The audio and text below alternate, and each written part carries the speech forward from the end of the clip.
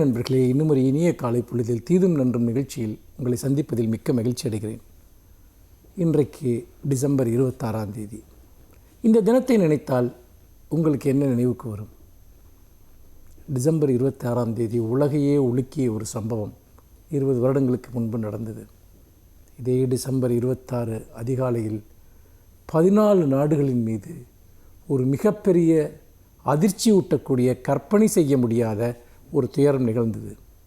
ஆம், 2004ஆம் ஆண்டு டிசம்பர் 6ஆம் தேதி சுனாமி ஆழிப்பேரலை எழுந்து 14 நாடுகளை தாக்கியது.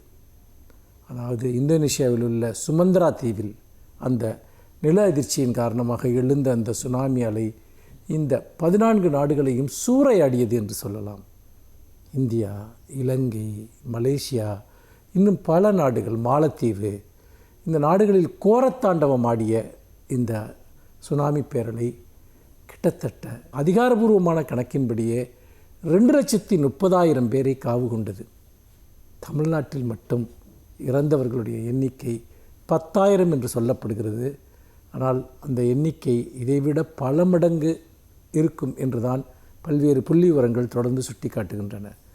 மனிதகுல வரலாற்றில் எவரும் கற்பனை செய்திடாத ஒரு மாபெரும் அழிவை நம்முடைய வாழ்நாளில், நம்முடைய காலத்தில் நாம் பார்த்தோம். அதோடு மட்டுமல்ல, குழந்தைகளை இழந்த பெற்றோர்கள், பெற்றோரை இழந்த குழந்தைகள், இவர்களுடைய துயரங்கள், இவர்களுடைய கண்ணீர் கதைகள் இன்றளவிற்கும் நெஞ்சை உருகச் செய்வதாக இருக்கிறது. பாதிக்கப்பட்டவர்கள் இன்றளவும் அந்த நினைவுகளின் காயத்தையும் வடுக்களையும் தாங்கி உயிர் வாழ்கிறார்கள்.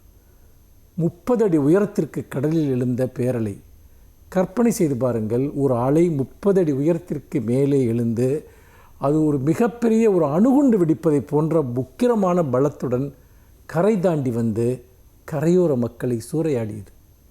அந்த பெரும் பேரழிவு என்பது அதன் மூலமாக நிறைய வீடுகள் அடித்து தகர்க்கப்பட்டன, உடைமைகள் பறிபோயின, உயிர்கள் பறிபோயின. இறந்தவர்கள் ஒருபுறம் என்று சொன்னால், அந்த காட்சியை பார்த்து மனநலம் பாதிக்கப்பட்டவர்கள் அவர்கள் இன்றும் அந்த மனநல பாதிப்போடு வாழ்ந்து கொண்டிருக்கிறார்கள். அந்த பிரிவினுடைய, அந்த இழப்பினுடைய, அந்த அடியினுடைய காயங்கள் இன்னும் மாறவில்லை. சுனாமியால் பாதிக்கப்பட்டவர்களுக்கு சில மறுவாழ்வு நடவடிக்கைகள் மேற்கொள்ளப்பட்டன என்பது உண்மைதான். ஆனால் யாரும் தாங்கள் இழந்த வாழ்க்கையை அவர்களால் மீண்டும் பெற முடியவில்லை. இன்றைக்கு ஒவ்வொரு ஆண்டும் இந்த டிசம்பர் 26ஆம் தேதி இந்த சுனாமி நினைவு தினம் கொண்டாடப்படுகிறது. நாம் தமிழ்நாட்டில் நன்றாக நினைவிருக்கிறது. சென்னையில் மட்டுமல்ல, நாகப்பட்டினம், கடலூர், கன்னியாகுமரி, இப்படி பல இடங்களிலும் அன்றைக்கு எழுந்த அந்த பெரும் துயர், அந்த பேரலை என்பது மனித வாழ்க்கையை சின்னாபின்னமாக்கியதனுடைய நினைவு நாள். இப்போதும் கூட நில அதிர்ச்சி ஏற்படுகிறது, எங்காவது ஒரு பூகம்பம் ஏற்படுகிறது என்றால் ஒட்டுமொத்தமான மனிதகுலமுமே அஞ்சக்கூடிய ஒரு நினைவை சுனாமி விட்டு சென்றிருக்கிறது.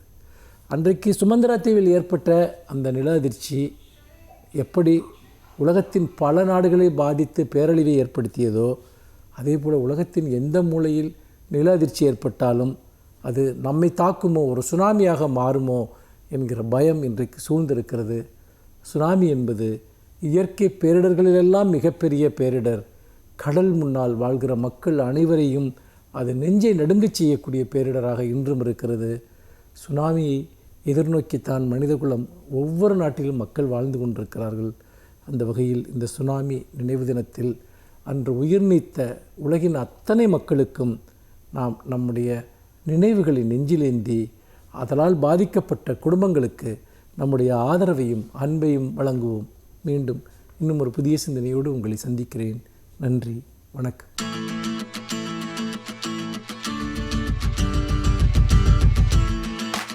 அனைவருக்கும் என் அன்பு வணக்கம். திராவிட இயக்கத்தில், சுயமரியாதை இயக்கத்தில் ஏராளமான பெண்களும் தங்களின் பணிகளை ஆற்றியிருக்கிறார்கள்.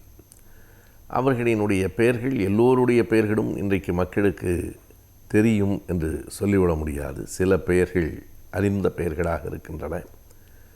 அவற்றுள் ஒன்றுதான் மீனாம்பாள் சிவராஜ் என்பது.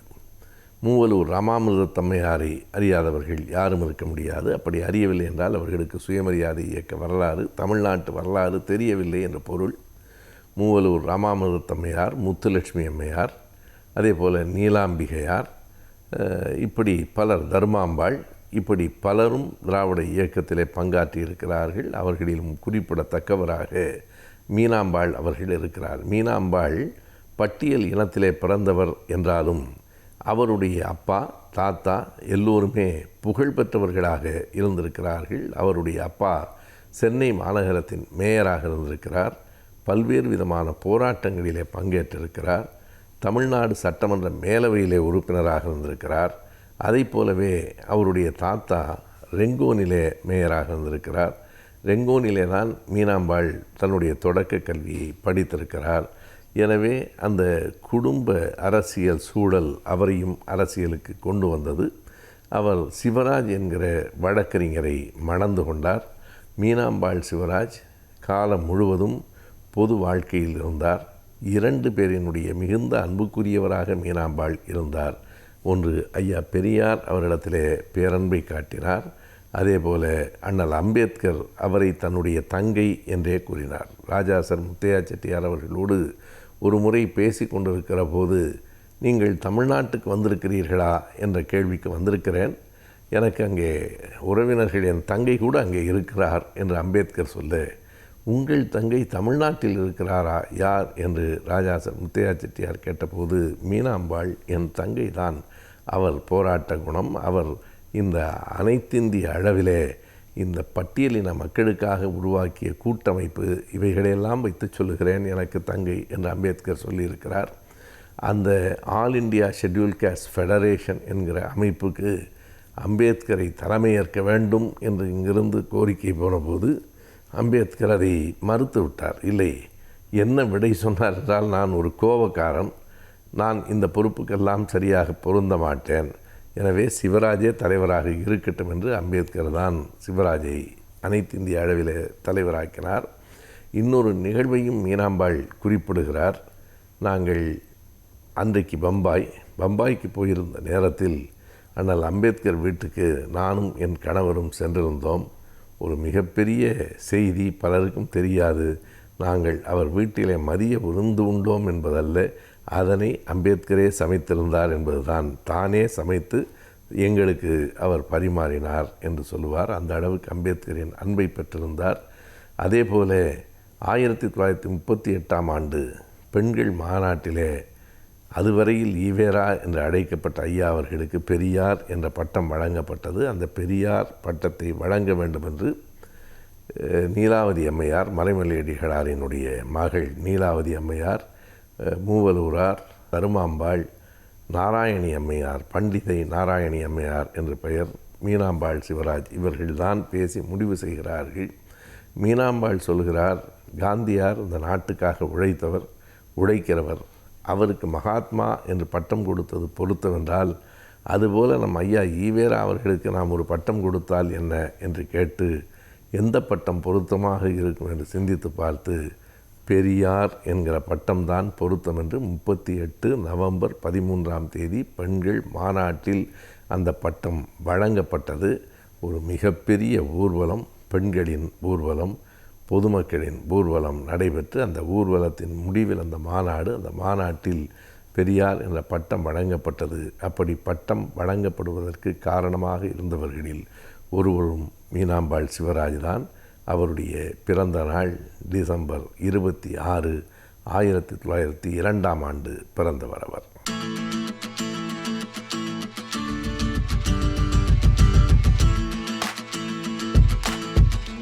வணக்கம் நண்பர்களே. இன்றைக்கு ஒரு வித்தியாசமான எழுத்தாளர் எழுதிய ஒரு நல்ல புத்தகத்தினுடைய தகவல்கள் பற்றி பார்க்க போகிறோம். டாக்டர் ரிச்சர்ட் கால்சன், இவரை பற்றி நீங்கள் கேள்விப்பட்டிருக்கீங்களா இல்லையான்னு தெரியாது. 20ஆம் நூற்றாண்டின் இறுதியிலும் 21ஆம் நூற்றாண்டின் தொடக்கத்திலும், அதாவது சமீப காலம்னா ஒரு 20 ஆண்டுகள் இடைவெளியில் மிகப்பெரிய தன்முனைப்பு பேச்சாளராக அறியப்பட்டவர் டாக்டர் ரிச்சர்ட் கால்சன், அமெரிக்கர். இவர் எழுதிய ஒரு அற்புதமான புத்தகம் 1997 வெளிவந்த புத்தகமாக இருந்தால் கூட, நம்ம 23-24 ஆண்டுகள் கழிச்சு நீங்கள் பார்க்குறப்ப கூட புதுசாக ஃப்ரெஷ்ஷாக இன்றைக்கும் பயன்படக்கூடிய நிலையில் இருக்கக்கூடிய ஒரு அற்புதமான புத்தகம், மிக அதிக விற்பனையான புத்தகம். அந்த புத்தகம் பற்றி தான் பார்க்க போகிறோம். Don't sweat for small stuff. Don't sweat for small stuff அப்படின்னா, சின்ன சின்ன விஷயங்களுக்காக ரொம்ப அழுத்துக்காதீங்க அப்படின்றதான் சொல்கிற விஷயம். அப்படின்னா என்னென்னா, உங்களுடைய இலக்கை அடைகிற போது நிறைய மெனக்கெட்டு ஸ்ட்ரெஸ்ஸை வளர்த்துக்கலாம் செய்யாதீங்க, ரிலாக்ஸாக இலக்கை அடைங்க அப்படின்றதான் அந்த புத்தகத்துடைய சாராம்சம். இது மக்களுக்கு நிறைய பிடிச்சி போச்சு இந்த புத்தகம். அதனால் 135 நாடுகளில் அந்த புக்கு விற்றுட்ருக்கு. 31 மொழிகளில் மொழிபெயர்க்கப்பட்டிருக்கு. நியூயார்க் பெஸ்ட் செல்லிங் லிஸ்ட்டில் 2 வருஷம் முதல் இடத்துல இருந்தது.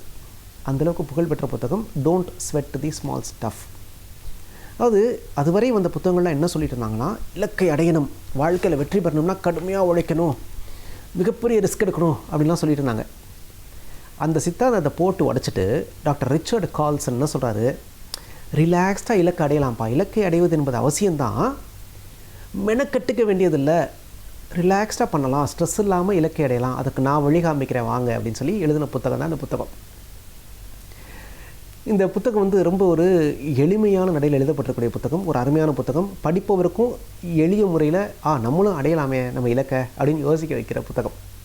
இந்த புத்தகத்தில் என்ன சொல்கிறார் அப்படின்னா, ரொம்ப அடிப்படையில் சொல்லணுன்னா, நல்ல மனிதராக இருங்க, ரொம்ப ஸ்ட்ரெயின் எடுத்துக்காதீங்க, நீங்கள் இலக்கை அடைய வேண்டும் என்பது அவசியம்தான், அதுக்கு ரொம்ப கஷ்டப்படாதீங்க, ரிலாக்ஸ்டாக இலக்கை அடைங்க, அதே சமயம் மனிதாபிமானத்தோட வாழ்க்கையை வாழுங்க, உங்களுடைய வேலைகளில் நிறைய விஷயங்களை நீங்கள் குறைச்சிக்கோங்க, தேவையில்லாமல் நிறைய நீங்கள் எல்லாருக்கும் அது பண்ணுறேன் இது பண்ணுறேன் போய் ஒம்பளை மாட்டிக்காதீங்க, நேரத்தை இழந்துடாதீங்க, ஸ்ட்ரெஸ்ஸை இழுத்துக்காதீங்க, நீங்கள் உங்கள் செயல்களை திரும்ப திரும்ப திரும்ப அனாலிசிஸ் பண்ணி நீங்கள் செய்கிற கரெக்டாக யோசித்து பண்ணுகிற போது வாழ்க்கை இன்பமாக இருக்கும், எளிமையாக நீங்கள் இலக்கை அடைய முடியும் அப்படிங்கிறார்.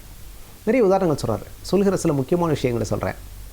என்ன சொல்கிறாரு, நம்ம வந்து நம்முடைய லீடர்ஷிப் குவாலிட்டி காமிக்கிறக்காக நான் நிறைய பேருக்கு உதவ போகிறேன், நிறைய பிரச்சனைகளை தீர்க்க போகிறேன் அப்படிலாம் போய் நமக்கு சம்மந்தம் இல்லாத நிறைய விஷயங்களை தலையிடுறோம். நமக்கு சம்மந்தமே இல்லாத அரசியலை பற்றி நிறைய நேரம் பேசுகிறோம், திரைப்படங்களை பற்றி நிறைய நேரம் பேசிகிட்டு இருக்கோம், நிறைய கட்ட பஞ்சாயத்து பண்ணுறோம், நிறைய பேர் நான் உதவ போகிறேன் பேர் வழின்னு போய் அவங்க பிரச்சனையில் மூக்க நினைக்கிறோம், அவங்க அனுமதி இல்லாமல் அவங்க பிரச்சனையை தீர்க்கிறேன்னு சொல்லி அவங்களை உதவ போகிறோம். இதெல்லாம் தேவையில்லாத பிரச்சனைகளை உங்களுக்கு இழுத்து போடும், உங்களுடைய வாழ்க்கையை நிம்மதியை குறைத்து விடும். அதுக்காக பிறருக்கு உதவவே கூடாது, பிறருடைய பிரச்சனையை நீங்கள் தீர்க்கவே கூடாதுன்னா சொல்ல வரல. யாராவது உங்களை தேடி வந்தாங்கன்னா அவங்களுக்கு மட்டும் சின்ன சின்ன உதவிகளை பண்ணுங்கள். ஏன்னா அவங்களுக்கு உதவ வேண்டும் என்பது உங்களுடைய வாழ்க்கையை நோக்கமாக இருக்க முடியாது. உங்கள் வாழ்க்கையில் ஒரு இலக்கு இருக்குன்னா அந்த இலக்கை அடையிறது தான் உங்கள் நோக்கமாக இருக்க முடியும். ஆக அந்த இலக்கு என்ன, அது சார்ந்து நீங்கள் பயணிக்கலாம். பயணிக்கிறப்ப ரொம்ப வேகம்லாம் தேவையில்லை, நிதானமாக ரிலாக்ஸ்டாக அந்த இலக்கை சென்றடைகிற பயணமும் இனிமையாக இருக்க வேண்டும். இலக்கை அடைஞ்ச பிறகு தான் சந்தோஷமாக இருப்பேன் நீங்கள் இருக்க வேண்டிய அவசியம் இல்லை. இலக்கை நோக்கி பயணிக்கிற பயணமும் மகிழ்ச்சியானதாக இருக்க வேண்டும். ரிலாக்ஸ்டாக பண்ணுங்கள் அப்படிங்கிறார். யாராவது வந்தாங்கன்னா சின்ன சின்ன உதவிகள் பண்ணுங்கள். அன்பாக காது கொடுத்து கேளுங்க. 4 பேர் பேசுனாங்கன்னா காது கொடுத்து கேளுங்க. அவங்களுக்கு முடிஞ்சால் சின்ன சின்ன உதவிகள் பண்ணுங்கள். அவங்க கேட்டாங்கன்னா பண்ணுங்கள். மனிதாபிமானத்தோடு இருங்க, ஒரு கைண்டாக இருங்க. அதாவது ரூல்ஸ் பேசாமல் ஒரு அன்போடு இருங்க. உங்களை சுற்றி இருக்க மனிதர்களை நேசிக்க கற்றுக்கொள்ளுங்கள். அதெல்லாம் வந்து உங்களுக்கு வந்து ஸ்ட்ரெஸ்ஸை குறைக்கும். ஒரு நல்ல மனிதராக இந்த உலகத்திற்கு உங்களை எடுத்துக்காட்டும். அதெல்லாம் உங்களை இலக்கு நோக்கி அழைத்து செல்வதற்கான நிறைய பலங்களை கொடுக்கும், பலன்களையும் பலத்தையும் கொடுக்கும்ன்றார். அந்தளவுக்கு ஒரு அற்புதமான விஷயமாக வாழ்க்கையை அனுபவித்து அந்தந்த நிமிஷங்களில் ரசித்து வாழுங்கள். அப்படி வாழ்ந்தீர்களே ஆனால் வாழ்க்கை இன்பமயமாக இருக்கும் அப்படின்றார். அவர் என்ன சொல்கிறாரு, காரில் போகிறது மாதிரி தான் வாழ்க்கை. இலக்கு வெளியில் இருக்குது, நீங்கள் காருக்குள்ளே இருக்கீங்க. காருக்கு உள்ளே இருந்துட்டு வெளி உலகத்தை பார்க்குறீங்க, வெளி உலகத்தில் இருக்கக்கூடிய விஷயத்தை அடையிறீங்க. அது மாதிரி தான் வாழ்க்கையே இருக்கணும். ஆனால் நம்ம என்ன பண்ணுறோம், தலைகீழாக பண்ணிகிட்ருக்கோன்றார். உதாரணத்துக்கு நம்ம படிக்கிறப்பயே நமக்கு என்ன தேவை, நமக்கு என்ன தெரியும், இல்லை நமக்கு என்ன பிடிக்கும் பார்த்து படிக்கிறது இல்லை. எந்த படிப்புக்கு நீங்கள் டிமாண்ட் அதிகம் அதை படிக்கலாமே அப்படின்னு சொல்லி அந்த வெளி உலகத்துக்கு ஏற்ற மாதிரி உங்களை மாற்றிக்க பார்க்குறீங்க. இங்கே தான் பிரச்சனை வருது. உங்களுக்கு என்ன பிடிக்குமோ அதை படிங்க. வேலைன்னு போகிறப்ப எந்த துறையில் இன்றைக்கி வேலை வாய்ப்பு அதிகமாக இருக்குது அப்படின்னு பார்த்து அந்த துறை சார்ந்து ஓடுறீங்க. தேவையில்லை. உங்களுக்கு என்ன வேலை செய்ய பிடிக்குமோ அந்த வேலையை பாருங்கள். கார் வாங்குறப்ப என்ன கார் இன்றைக்கி டாப்பில் இருக்குது அது நான் வாங்க போகிறேன் அப்படின்றீங்க. தேவையில்லை. உங்களுக்கு என்ன கார் பிடிக்கும், உங்களுக்கு தேவை என்ன, காரில் போகணுமா, எவ்வளோ வேகத்தில் போகணும், அதுக்கான சின்ன கார் இருந்தால் கூட போகிறோம், அதை வாங்கிக்கோங்க. ஆக உலகத்தில் என்ன நடக்குது, இது என்ன பெருசு அதை நான் வாங்குவேன், இதை நான் வாங்குவேன், வெளியிலேருந்து யோசிக்காதீங்க. உங்கள் உள்ளேருந்து யோசிங்க. உங்களுக்கு என்ன தேவை, இது போருமே, நம்முடைய தேவையை, நம்முடைய நோக்கம், நம்முடைய இலக்கை அடைய இது இருந்தால் நல்லா இருக்குமே, இப்படி யோசிங்கன்னா நிம்மதியாக இருப்பீங்க. இழுத்து போட்டுட்டு மன அழுத்தங்களையும் ஸ்ட்ரெஸ்ஸு சொல்கிறோம்ல, மன அழுத்தம், ரத்த அழுத்தம் அதெல்லாம் வந்து எல்லாத்தையுமே நீங்கள் உருவாக்கிட்டு கஷ்டப்பட மாட்டீங்க. வாழ்க்கையை அமைதியாக இன்பமயமாக வாழ முடியும் அப்படின்றாங்க. இன்னொன்று, நிறைய பேர்ட்ட பர்ஃபெக்ஷன் எதிர்பார்க்காதீங்க. மக்கள், நம்மளை சுற்றியுள்ள மக்கள் பெர்ஃபெக்டாக இருக்க தான் மாட்டுறாங்க. அதனால் அதை அக்செப்ட் பண்ணிக்க கற்றுக்கங்க. மனிதர்களை ஏற்றுக்கொள்ள கற்றுக்கொள்ளுங்கள். தேவையில்லாமல் நடு ரோட்டில் சண்டை போடாதீங்க, ஆர்கியூ பண்ணாதீங்க. ஒய்ஃபாக இருக்கலாம், பிள்ளைங்களாக இருக்கலாம், நண்பர்களாக இருக்கலாம். ஆர்கியூ பண்ணுறதுல அர்த்தமே இல்லை. சின்ன விஷயத்துக்கு விட்டு கொடுத்து போயிடுங்க. வேணுமா, ரைட், ஓகே, பண்ணிப்பா, உனக்கு பிடிக்குதா, பண்ணிக்கப்பா. இதில் நான் போய் நின்றுலாம் சண்டை போட வேண்டிய அவசியம்லாம் இல்லை. இப்போ ரோட்டில் போகிறீங்க, ஒருத்தன் மோதிட்டான், சரிப்பா, அடிபட்டுச்சாப்பா, பார்த்து போப்பா, போயிட்டே இருங்க. ஏன் வண்டியில் எப்படி மோதினா, நான் கரெக்டாக தான் வந்தேன், நீ தெரியாமல் வந்தேன், சண்டை போட்டுருந்தீங்கன்னா என்ன ஆகும்? அன்றைக்கி பொழப்பு கெடும். அது தேவையில்லைங்கிறார். விட்டு கொடுத்து போங்க. நான் அன்றைக்கி ஒருத்தர் வீட்டுக்கு போய் பார்த்தேன். பேஸ்ட்டு பின்னாடி இருந்து அவர் பிதுக்கிறாரு, பையன் நடுவில் பிதுக்கிறான், சண்டை வருது. பேஸ்ட் எப்படி தான் பிதுக்கணுன்றார். எப்படி பிதுக்கினா என்ன, பேஸ்ட்டு தானே, விட்டு கொடுத்து போங்க. சின்ன சின்ன விஷயங்களை விட்டு கொடுத்து போங்க. அதான் சொல்கிறார், don't sweat for small stuff. சின்ன சின்ன விஷயங்களுக்கு சண்டை போடாதீங்க, சின்ன சின்ன விஷயங்களுக்கு வியர்வை சிந்தாதீர்கள். நீங்கள் பெரிய இலக்கிற்காக பிறந்தவர், பெரிய போர்க்களத்தில் போரிடுவதற்காக நீங்கள் பிறந்தவர். அப்படிங்கிறப்ப சின்ன சின்ன சண்டைகளில் உங்களை தொலைத்து விடாதீர்கள்ன்றார். ரொம்ப அருமையான வாசகங்க, எழுதி வச்சுங்க. சின்ன சின்ன சண்டைகளில் உங்களை தொலைத்து விடாதீர்கள். நீங்கள் பெரிய போர்க்களங்களுக்காக பிறந்தவர். அது ரொம்ப முக்கியம். அங்கே சண்டையிடக்கூடிய போர்க்களம் உங்களுக்கு தகுதி இல்லாதாக இருந்துச்சுன்னா விட்டுட்டு போயிடுங்க. சின்ன சின்ன சண்டையெல்லாம் போட்டு, இந்த வீட்டில் நம்ம டாய்லெட்டில் ரெஸ்ட் ரூமில் தண்ணி வைக்கல வாளியில் அப்படின்னு தரும் சண்டை நடக்கிற வீடெல்லாம் இருக்குது. அதெல்லாம் தேவையில்லை. வைக்கலையா, வைக்கல, அவ்வளோதான், ஓகே ஃபைன். அப்புறம் என்ன, அடுத்து என்ன? இதில் போய் நம்ம சண்டை போட்டுறக்கூடாது. நான் யார் தெரியுமா அப்படின்னு. செக்ரட்டரி நோட் எடுத்துகிட்டு வரல அப்படின்னு சொல்லி நான் திட்டக்கூடாது. நோட் எடுத்துகிட்டு வரலையாமா, நாளைக்கு நோட் எடுத்துகிட்டு வா, முடிஞ்சு போச்சு. நிறைய விஷயங்களை நீங்கள் அனாலிசிஸ் பண்ணி ரொம்ப பெர்ஃபெக்ஷன் எதிர்பார்க்காமல் போனீங்கன்னா வாழ்க்கை இனிமையாக இருக்கும் அப்படிங்கிறார்.